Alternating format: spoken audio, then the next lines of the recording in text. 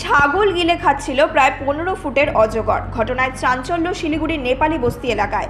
সেই বিভীষিকাময় অজগরটিকেই উদ্ধার করলেন বনকর্মীরা।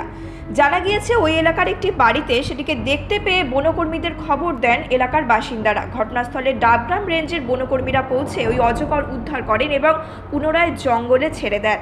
তবে ছাগল গিলে খাওয়ার দৃশ্য মনে করে এখনো ভয় কাটেনি এলাকাবাসীদের। শিলিগুড়ি থেকে দেবিকা দত্তের রিপোর্ট, নিউজ মেট্রো।